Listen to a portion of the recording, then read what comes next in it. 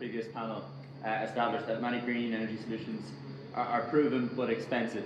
You mentioned something about a 25% subsidy, but my question to you is, how did you scale to 1,000 chargers with an aim to unlock wider adoption, considering interest rates can be upward of 30%? Yeah, that's a brilliant question. He's basically asking, what is your secret sauce of business? No, but I'll answer. See, there are two ways of doing a business. The first way is open up a shop and expect your customers to walk in. The second way is identify where your customers are and then they will open the shop. I have chosen the second one. That is, for example, before setting up a charging station, I will first enter into contracts with players like say Flixbus, right? With players like Electra, with players like Hyundai and Maruti, and tell them that, hey, I'm setting up a 1 megawatt charging station. Will you be willing to drive your vehicles and your customers there? Let's work out on a discounted rate to your customers so that my engagement is guaranteed, my returns are guaranteed, my IRRs are guaranteed, and hence I invest there. So that way, I don't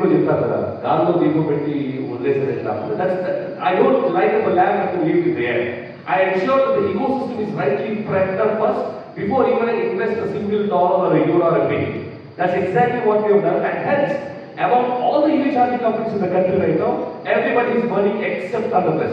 We are a bit positive. Yeah. Thanks, sir. Rajeev can also. Do I have time? Great.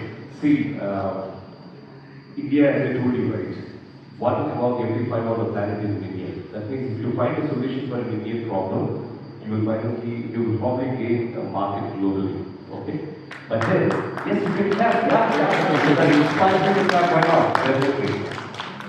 Second thing, bigger the problem that you solve, right, definitely better the solution and then the reward. But the problem can be bigger, but your execution should be simpler. Right? I always believe in market first, customer first, money first approach than a product first approach. I'm sure you would have been approached by real estate dealers, right? Real estate agents. There would nothing be on the ground. The ground would be absolutely with a lot of thistles, bruises, plants, vegetation, etc. But then the way he tells you is you are going to stand, you are on the 36th floor, and then you see next to you is KCR, and this side is Reverend, you tell them hi, and they say you hi, right? And then you believe, you trust, and then what do you do? Okay, here is mine, down payment. That's exactly what every entrepreneur must adopt when you start. Don't be obsessed with technology, don't be obsessed with product. Technology and products can be obsolete. The one that is so privileged today can be disengaged tomorrow, right? So be ruthless towards both of them. But what is permanent is the money, the value, the dollar that you pick up from the customer, right? So focus on this. Before you build something, ensure you have a customer, ensure you have a market, ensure you have orders in place. Even if it is possible, take some token at once, right? Even if it's $100, $200, $300, with 100 people, it is roughly around $30,000. Right? You almost have initial capital to develop whatever you think to develop, right? So my recommendation is be ruthless, always business, customer, money centric, never technology or product centric. That is for bigger companies to spend like Greenback on R&D, etc. Not for young entrepreneurs to start up. For us, it is all about business. And second thing, be prepared. Develop thick skin. Before you hit 100 successful strokes, be aware that you are going to have 99 strokes that are going to be failures or rejection. But trust me, unless you pass through these 99, you will never hit that 100 stroke. Right? So do not undermine those failures, do not undermine those failures, do not undermine those rejections, do not be disappointed, do not be discouraged, do not be given up on those. Because every time you are pushed down, every time you are said no, remember you are one step closer to that big yes. Very yes. Now, David, I know it's difficult for you to follow all of that, and maybe you could do it in a bit more succinctly as well. Definitely, last but not least, and finally, even if we are completely different nations, so we cannot compare one-to-one EU and or the whole Europe with India, etc. We are still going to vehicle to grid as a technology is not new, and that's not a rocket science. Basically, instead of grid charges the vehicle charges the grid, or sets the grid. So, from a POC perspective, from a technology perspective, it is simpler. But when it comes to the scale, the quantum of electric vehicles that we have right now, even all of them put together, B2G at this point of time, I don't see that to be coming, I would say, to live application anytime sooner. But once the sales of the vehicles or the car population crosses more than 25-30% of the entire population when EVs come into play, then definitely vehicle to grid acts as a great balancer for the grid. For most of us who are probably not very familiar, grid is something that distributes the electricity, it cannot store. So when there is high, then it gets overrun. When there is low, it gets overrun. It only needs the constant supply of energy. So that's where battery energy storage systems are best what we call. These act as storage units. So whenever there is huge energy or surge in the grid, this battery charges and then stores the particular energy. And whenever there is demand and then the grid is unable to supply, that's when the battery gives power. Now there are also other innovative energy storage mechanisms which the country is utilizing right now. For example, I'm sure you're aware of a company called Greenco. Greenco started a hydrogen power, I would say, storage system in Kannur. Now what happens is, there are two dams as per the system, and during the non-peak hours, when the energy is very abundantly available, the water from the lower dam is sent to the upper dam, and the entire water is stored as potential energy there. And when the demand for the electricity and power is high, you release that water through the pipes and then you generate electricity. And this is happening at a very, I would say, probably 50 megawatt scale. In Kannur, probably 5-6 hours from here, right? So such kind of innovative solutions when it comes to balancing the grid are anyway coming into the perspective. Now coming to the smaller homes becoming the grid compensated. I'm sure most of us are aware, right? We all use these, I would say, batteries and inverters as well, right? So far we use lead-acid kind of inverters, and very soon we are going towards lithium, I would say LFP, lithium ferrous phosphate, and very soon we will also go for solid state and solar panel batteries. But when they also come into picture, the quantum is so less that they may not be completely, I would say, a great backup for the entire grid balance. Now at this point of time, I want to go a little beyond the question and talk about digital twin and its application to EVs as well as the batteries. I strongly believe that every human being must have a digital twin. Why? Because most of the times what we do is reactive. You fall sick and then you go to the hospital, you go to the diagnostics lab, you give your blood samples, your other samples, and then you try to diagnose why you are sick. Imagine you have a twin of yourself says, hey, you might catch cold, right? Or hey, probably the temperatures are very high, you might be dehydrated. Probably better hydrate yourself, right? Imagine if you get such kind of preventive maintenance advices for our bodies. Will we ever get sick? Probably no, right? And that's exactly the case with either vehicles or the chargers, right? So what is important is not to react when the vehicle breaks down, but be able to predict, right, the potential breakdown of the vehicle and accordingly act. Either now electric vehicles are less of mechanical and more of electricals, right? Except for the steering and the suspension, everything is electronics. You can stop a car with the signal, you can run a car with the signal. In fact, you can kill somebody, close all the doors, change the apparatus, and you can do that. Right? So that's why a lot of cybersecurity professionals are now working on electric vehicles, right? So all of this is possible. Now, if this is all possible, then through the twin, you can modulate your vehicles very much. Especially for a charger, charge point operator or a charger manufacturer like me.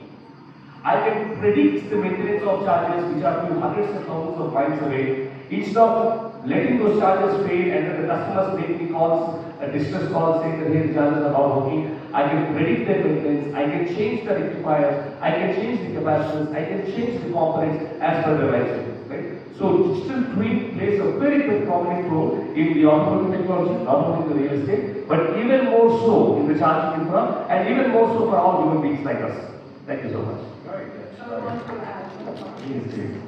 So, how easily we can maintain this digital twin, or how easily we can maintain a facility with the help of digital twin is also like one important point.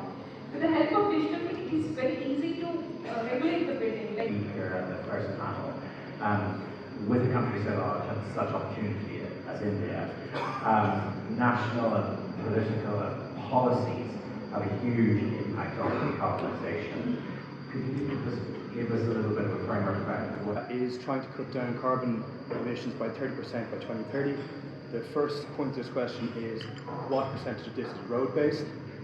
And the second part of the question is, I'd imagine it's quite a high percentage that is road-based, so obviously there would be some government grants and incentives to invest in this sector, which obviously seems quite difficult. It's a difficult sector to invest in because I think for sectors like solar, it's a lot more understood than EVs. So what kind of barriers have you experienced in raising investment, and what can the government do to help you raise investment in the future to obviously tackle this obvious solution of road-based carbon emissions? So let me answer the question two first, and I'll come to the first question. That is, what would be the possible challenges to achieve such kind of a steep targets, right? And what is we are doing in terms of investments in others. So as we speak right now, clearly India has taken two, I would say, prominent areas. One area which I spoke about, mobility, which contributes to 30%, right? The entire pollution, mobility alone contributes to 30%. Other one is carbon sink, or you might call as green sink, or forest, or afforestation. These are different names to it, right? So the government is consciously pushing a lot of, I would say, plantation, vegetation, tree covers, etc. across the country. That is one. Now coming to the first point, that is transport mobility, which is contributing to 30%, and what is government doing about it? As we speak right now, from a battery cell perspective, we are still dependent on China. Why? Because the battery cells which are right now dependent on cobalt and lithium mines. The access to those mines, whether those are in Brazil or South Africa or any other places, almost 30 years back, Chinese companies have already purchased them. And then while they are geographically present in those countries, but then the ownership lies with China. Right? So we have no option but for now depend and continue to depend on China for those particular elements. However, there is one continent or one country that was untouched despite having great reserves of cobalt and lithium, and that's Australia, especially along the Western Australian corridor. So now India is very aggressively working with the Western Australian corridor, where the Eastern India and then the Western, I would say Australia, are coming together to bring down, to manufacture the anodes, the cathodes and battery cells in the country. That is number one. Second thing is, thanks to again a lot of sanctions by Mr. Donald Trump, now the relations between China and India are actually sweeter and better. Right? Okay. So China has already agreed to transfer a lot of technology, know-how to India to make India and China self-sufficient so that we become the powerhouses to the West. West, I mean not Germany and Europe, but just the US. Right? Okay.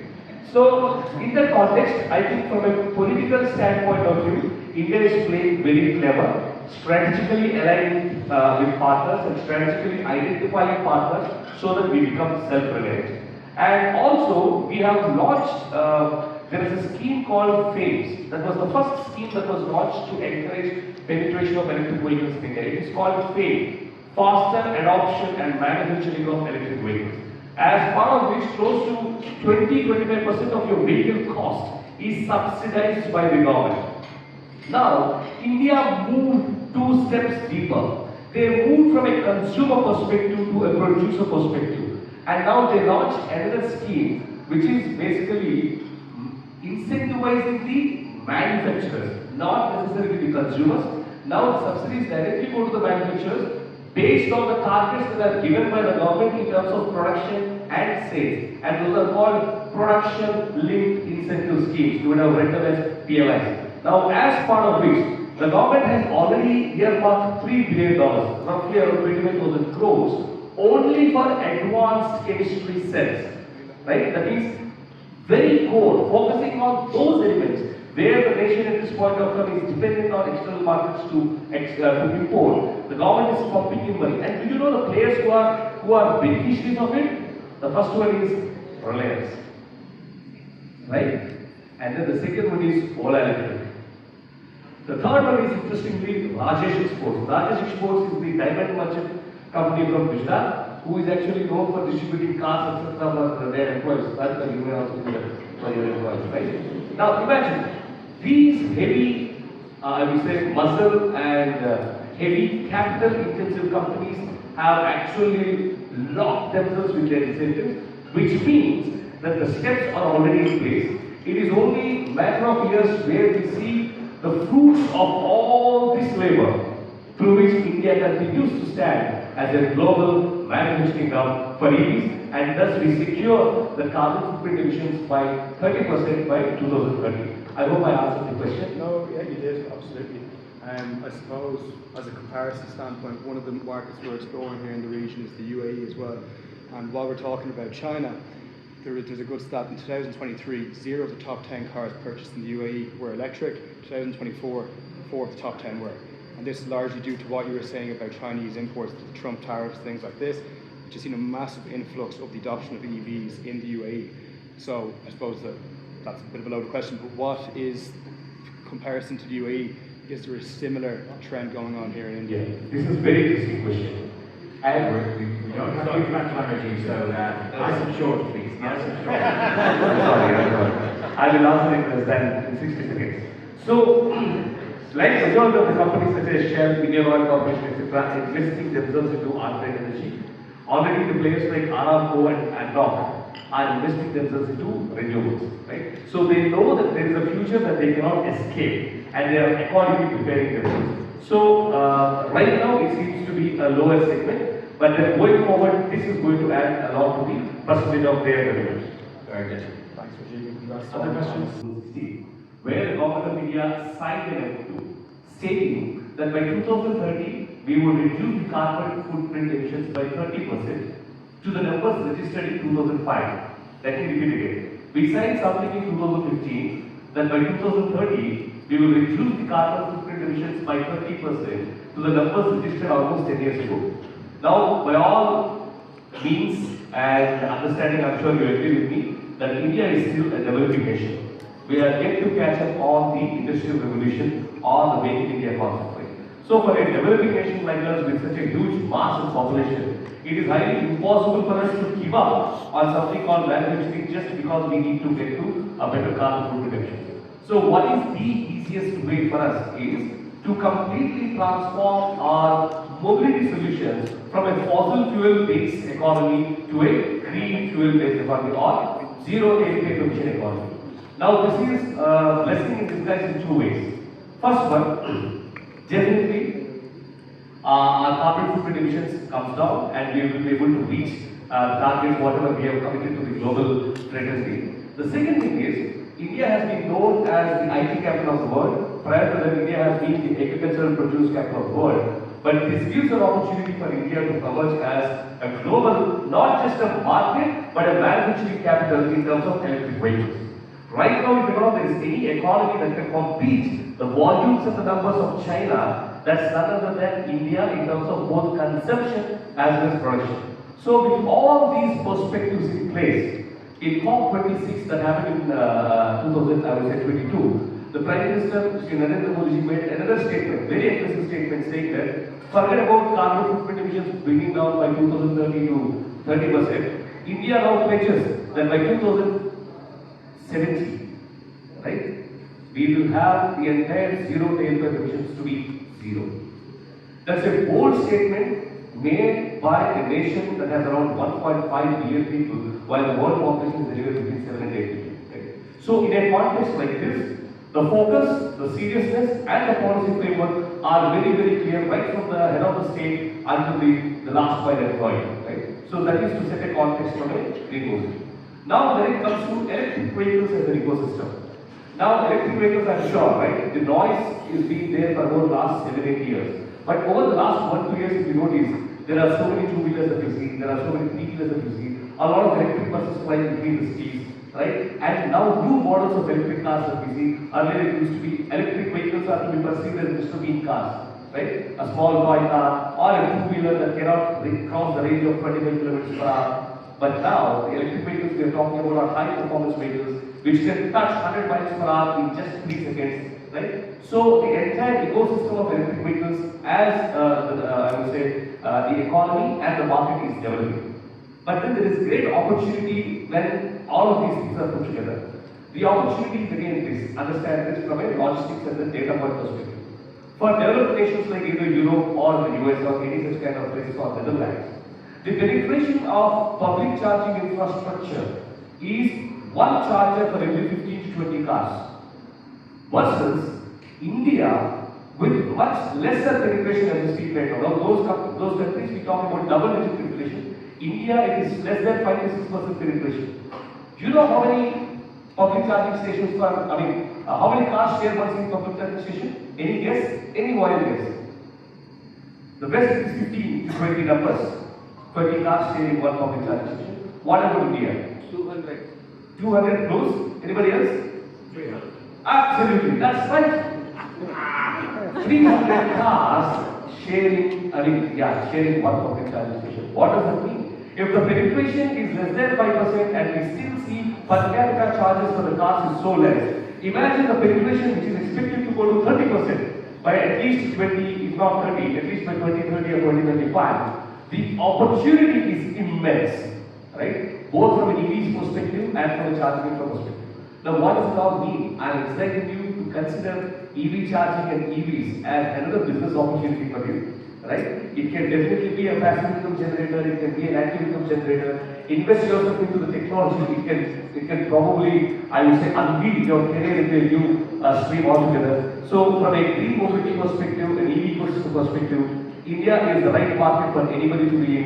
And if there is any great asset that India has, it is always the talent pool that we are all here. And of course, all the parameters right now are pointing towards north, and yes, it's not great. Excellent, Rajeev. And that really shows the scale, doesn't it? It's 1 in 300 as opposed to 120, but then also the volume of people as well. The multiplier is huge there. Before I bring Damien in and ask you the question, what are Thunderplus?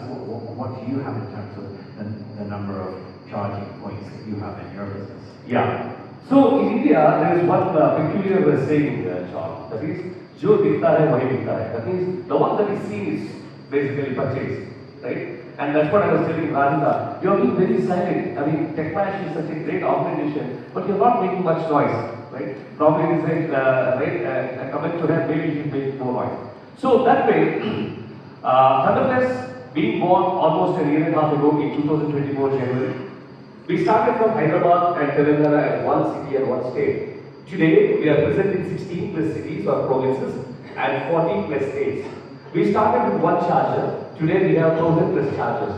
We started delivering How many chargers did you say? 1,000 plus chargers. Yes, that's it. India loves volumes, you know.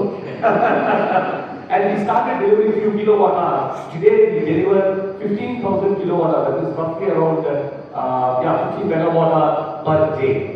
Now, all of this is possible not just because of Thunderplus as an organization alone, but we made innovative models to ensure that everybody becomes part of it. For example, how many of you know Har Ghar Tiranga? So, our Prime Minister Modi, he started a campaign called Har Ghar Tiranga, which means every house needs to have a national flag. And this is very religiously followed during our Independence Day and Republic Day. So, we started a campaign called Har Ghar Thunder, right? Why not every house have a charging station, which can be used for consumption as well as a revenue generation? How many of you seen STD booth business in the past, a coin box business? So we digitize the same business. Instead of coins, we have put a scanner and say anybody can scan, charge their vehicle, and then the owner of the charger gets money. That is one. Second campaign we made is charger lagao, paisa kamao, right? And third campaign we said is, hey, we like our Prime Minister so much. He says charge your charge. And we said charge and charge. Now what do you mean by charge and charge? Very simple. Many companies focused on fast chargers for 4-wheelers, but we are the only company who started focusing on building light electric vehicle direct current fast chargers for 2-wheelers and 3-wheelers. Where the 2-wheeler gets charged to 80% in less than 10 minutes. So we tell this Amazon, Big Baskets, Swiggy, Grofers, etc. These folks, hey, take it, 10 minutes charge rate. And within your 10 minutes charge rate, your vehicle gets charged with Thunderplus. So all of these played very important role for Thunderplus to grow in just this 1.5 year and to where we are. And thank you so much. Very good. Now, Damien, I'd love to think that we can say after 1 year we have 1,000 chargers in Poland. Maybe you might just introduce Poland first and the EV market in Poland and where you think we can fit inside there. Definitely. But first, I see this ratio is here 1 to 300. I see a lot of business opportunities. You definitely can Welcome, Lydia. how 300 closer could be there and help you with that. Poland definitely is slightly smaller than India. I can say, but definitely not in the middle of nowhere, but in the center of Europe. We are a nation of 37 circa million of people, and definitely we are also one of the leading country in Europe from the perspective of energy transition, especially in the PV part, because right now we are on the 5th position, if I can remember, comparing the capacity we install. What sort of targets have the government set, if any, about EV adoption?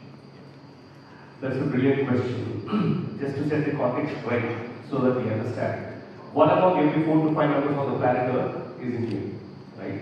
So that means the other side of it is at least 20% of carbon footprint is permissible by us. But unfortunately, our carbon footprint is much beyond 20% in terms of per capita. That's why, against our vision, whims and fancies, not that it is our voluntary thing, but it is imposed on us in the United Nations framework for climate. What we do at Thunderplus is we manufacture chargers, we set up charging stations for residential, commercial purposes, also we electrify highways. And we also set up EPC charging stations. If suppose some of you purchases Mahindra vehicle or Kia vehicle or Hyundai vehicle, it is most possible that my team comes and installs those chargers at your home. And if you travel from Hyderabad to Vijayawada or Visakhapatnam, we have very ultra-fast 240 kilowatt, 480 kilowatt kind of fast charging stations set up across. We have presented across 16 states and 45 cities. The beauty is we are based out of this very land, Telangana. So thank you very much once again for having me here. And I look forward to a lot of interaction and learning from all of you. Thank you so much.